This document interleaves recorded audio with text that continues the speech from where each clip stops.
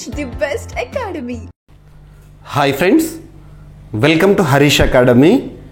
ఈరోజు వార్తలు నిలిచిన జాతీయ అంతర్జాతీయ రాష్ట్రీయ అంశాల గురించి, వార్తలు నిలిచిన వ్యక్తులు, అవార్డులు, పుస్తకాలు, మరి క్రీడా సంబంధిత సమాచారం, ఒక్కొక్క అంశాన్ని వివరంగా తెలుసుకుందాం. ఈరోజు ఫస్ట్ టాపిక్ వచ్చేసి ఇటీవల లాస్ట్ 6 months ఆర్ 1 yearలో రెగ్యులర్గా రిపీటెడ్గా వార్తలు నిలుస్తున్న అంశాలపైన పోటీ పరీక్షలకు ప్రిపేర్ అవుతున్న ప్రతి ఒక్క అభ్యర్థి ప్రత్యేక శ్రద్ధను చూపండి. అలాంటి టాపిక్స్ నుండి క్వశ్చన్స్ లేకుండా ఏ క్వశ్చన్ పేపర్ని కూడా మనం ఎక్స్పెక్ట్ చేయలేము. ఉదాహరణ తీసుకుంటే లాస్ట్ 1 year ఆర్ 6 monthsలో రెగ్యులర్గా కనిపించే అంశాల్లో వార్తలు నిలుస్తున్న విన్యాసాలే కానివ్వండి, వార్తలు నిలుస్తున్న సూచీలకు సంబంధించి కానివ్వండి, జిఏ ట్యాగ్ సంబంధిత అంశాలు కానివ్వండి, లేదంటే యునెస్కో సంబంధిత అంశాలు కానివ్వండి, ఐఐటీస్కి సంబంధించి మరియు వార్తలు ఇచ్చిన ప్రాంతాలు, ఇండియాస్ గ్రోత్ రేట్స్ ఎస్టిమేట్స్, ఇలాంటి టాపిక్స్ వెరీ వెరీ ఇంపార్టెంట్. అలా చెప్పుకుంటూ పోతే అరౌండ్ ఒక 25 to 30 టాపిక్స్ ఏవైతే ఉంటాయో అవి రెగ్యులర్గా వార్తల్లో కనిపిస్తూ ఉంటాయి. ఓకేనా? సో ఇక్కడ అబ్జర్వ్ చేస్తే ఒక విన్యాసం, ధర్మ గార్డియన్ అనే ఒక విన్యాసం వార్తల్లోకి వచ్చింది. ధర్మ గార్డియన్ 2018 సంవత్సరం నుండి ఈ విన్యాసం జరుగుతోంది. ప్రతి ఏటా కూడా మనం చూస్తూ ఉంటాము. ఇక్కడ అబ్జర్వ్ చేస్తే ఏదైనా ఒక విన్యాసం వార్తల్లోకి వచ్చినప్పుడు ఆ విన్యాసానికి సంబంధించి ఏమేమి పాయింట్ చూడాలంటే, వార్తలు ఇచ్చిన విన్యాసం పేరేంటి? ధర్మ గార్డియన్. ఎన్ని దేశాలకు సంబంధించింది ఆ విన్యాసము? 2 దేశాలకు సంబంధించింది. ఏంటా 2 దేశాలు? భారత్, జపాన్. మరి త్రివిధ దళాల విన్యాసం ఎవరికి సంబంధించింది అంటే సైన్యానికి సంబంధించింది. ధర్మ గార్డియన్ అనేది భారత్, జపాన్ 2 దేశాలకు సంబంధించిన సంయుక్త సైనిక విన్యాసము. మరి 2018 సంవత్సరం నుండి జరుగుతుంది కదా. ఈ సంవత్సరం జరిగే విన్యాసం ఏదైతే ఉంటుందో అది ఎన్నవ ఎడిషన్ అంటే 6th ఎడిషన్. గుర్తుపెట్టుకోండి. మరి ఆతిథ్యం ఇచ్చే దేశం లేదా ప్రాంతము, ఒక సంవత్సరం భారతదేశంలో జరిగితే మరొక సంవత్సరం జపాన్లో, మరొక సంవత్సరం భారత్లో, అలా ఆల్టర్నేటివ్ జరుగుతూ ఉంటుంది. ఇక్కడ అబ్జర్వ్ చేస్తే 24th ఫిబ్రవరి అంటే నిన్నటి రోజున స్టార్ట్ అయింది విన్యాసము. 9th మార్చ్ 2025 వరకు జరిగే ఒక విన్యాసము. ఈ సంవత్సరం వెన్యూ వచ్చేసి జపాన్లో ఈస్ట్ ఫుజీ లేదా మౌంట్ ఫుజీ ఏరియా ఏదైతే ఉంటుందో అక్కడ జరుగుతున్న ఒక విన్యాసం, ధర్మ గార్డియన్ విన్యాసం. నిన్నటి రోజున స్టార్ట్ అయింది. గుర్తుపెట్టుకోండి. ఇక ఇటీవల టెక్నాలజీకి సంబంధించి ప్రపంచాన్ని నడిపిస్తున్నది కృత్రిమ మేధ, క్వాంటమ్ కంప్యూటింగ్ సిస్టమ్స్, ఇలాంటివి మనం వింటా ఉన్నాం. ఎలక్ట్రిక్ వెహికల్స్, వాటిపైన క్వశ్చన్స్ వస్తాయి ఎగ్జామినేషన్ పాయింట్ ఆఫ్ వ్యూలో. ఇక్కడ అబ్జర్వ్ చేస్తే ఒక చిప్ వార్తల్లోకి వచ్చింది. మైక్రోసాఫ్ట్ సంస్థ సృష్టించిన ఒక మహా అద్భుతం అని చెప్పొచ్చు.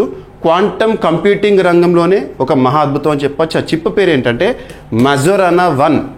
ఇటీవల మజోరానా 1 అనే ఒక చిప్ వార్తల్లోకి వచ్చింది. ఆ చిప్ ఎవరు సృష్టించారంటే మైక్రోసాఫ్ట్. దీని యొక్క ఉద్దేశం క్వాంటమ్ ప్రాసెసింగ్ యూనిట్. ఇది ఒక క్వాంటమ్ ప్రాసెసింగ్ యూనిట్ ఈ చిప్. గుర్తుంచుకోండి. దీన్ని గాడ్ చిప్ అని కూడా వారు అభివర్ణిస్తున్నారు. సో క్వాంటమ్ కంప్యూటర్ల అభివృద్ధికి వీలు కల్పించే అధునాతన ఒక క్వాంటమ్ కంప్యూటింగ్ చిప్ని ఇటీవల మైక్రోసాఫ్ట్ సృష్టించింది. దాని పేరు వచ్చేసేసి మజోరానా. ఇక నెక్స్ట్ PM కిసాన్ సమ్మాన్ నిధి, రైతులకు పెట్టుబడి సాయం అందించడానికి కేంద్ర ప్రభుత్వము 2019 సంవత్సరం ఫిబ్రవరి 24వ తేదీన ప్రారంభించింది. మనం విడతల వారీగా చూస్తూ ఉంటాం రైతు అకౌంట్లో డబ్బులు జమ అవ్వడము. మరి ఈ విడత వార్తల్లోకి వచ్చింది 19th విడత. సో PM కిసాన్ నిధుల విడుదల, రైతుల ఖాతాల్లో 22,000 కోట్ల జమ. ప్రధానమంత్రి కిసాన్ సమ్మాన్ నిధి పథకంలో భాగంగా 19వ విడత నిధులను ప్రధాని మోదీ విడుదల చేశారు. దేశవ్యాప్తంగా 9.8 కోట్ల మంది రైతుల బ్యాంకు ఖాతాల్లో 22,000 కోట్లకు పైగా నిధులు జమ చేసినట్లు కేంద్రం ఒక ప్రకటనలో తెలిపింది. అన్నదాతలు దేశానికి గర్వకారణం, వారి జీవన ప్రమాణాలు మెరుగుపరచాలన్న ఆశయానికి కట్టుబడి ఉన్నామని మోదీ గారు చెప్పడం జరిగింది. సో క్యాన్సర్ కేసులకి సంబంధించి ఇటీవల the Lancet regional health south east Asia report అనేది వార్తల్లోకి వచ్చింది. వార్తలు నిలుస్తున్న రిపోర్ట్స్, అందులో గణాంకాలు, ర్యాంకింగ్స్ ఇలాంటివి చాలా ఇంపార్టెంట్. ఇక్కడ అబ్జర్వ్ చేస్తే క్యాన్సర్ కేసుల్లో ప్రపంచంలో మొదటి 3 దేశాల్లో మన భారత్ ఉంది. చైనా, అమెరికా, భారత్లో నమోదవుతున్న మొత్తం క్యాన్సర్ రకాలు 36 అంట. ఏటా కేసుల పెరుగుదల 2% పెరుగుతోందంట. సో ఇక్కడ మహిళల్లో కొత్త కేసులు రొమ్ము క్యాన్సర్ 30%, గర్భాశయ cancer 19%.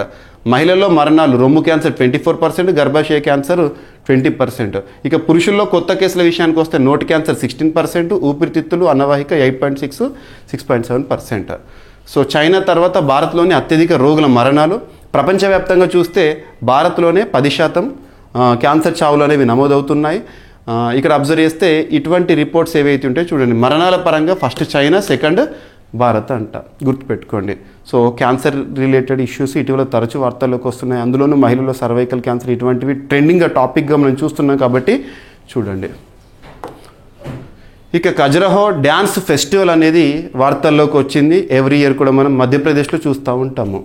Khajuraho dance festival sets Guinness world record.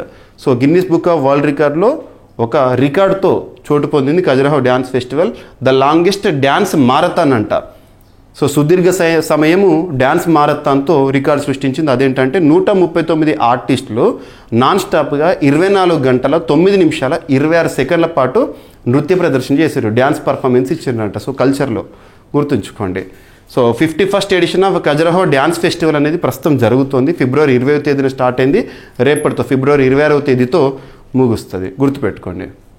So అభ్యర్థులకు ఏవైతే టాపిక్స్ కరెంట్ అఫైర్స్ని సింగిల్ సబ్జెక్ట్లా కాకుండా జనరల్ స్టడీస్లో భాగంగా వచ్చే అప్డేటెడ్ ఇన్ఫర్మేషన్గా చూడండి అని చెప్తున్నాను. అలాగే మీకు polity, economy, geography, history, science and technology, environment and etcetera అలా కరెంట్ అఫైర్స్ని 20 సెగ్మెంట్స్గా మీకు ఇస్తున్నాను. CA 360 course.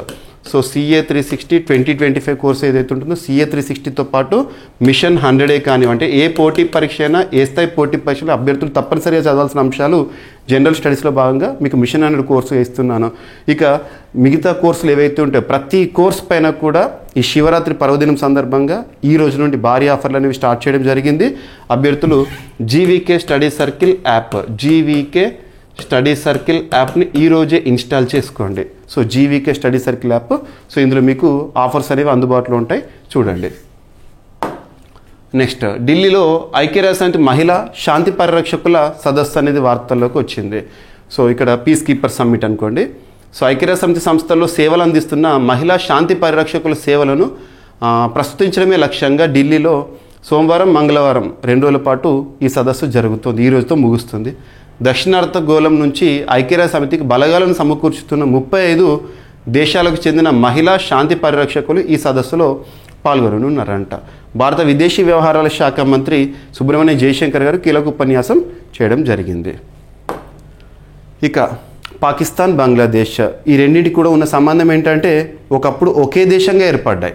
సింపుల్గా చెప్పాలంటే 1947 1947 ఆగస్టు 14 అంటే మన దేశానికి స్వాతంత్రం వచ్చే ముందు రోజు అఖండ భారతదేశం 2 దేశాలుగా విడిపోయింది.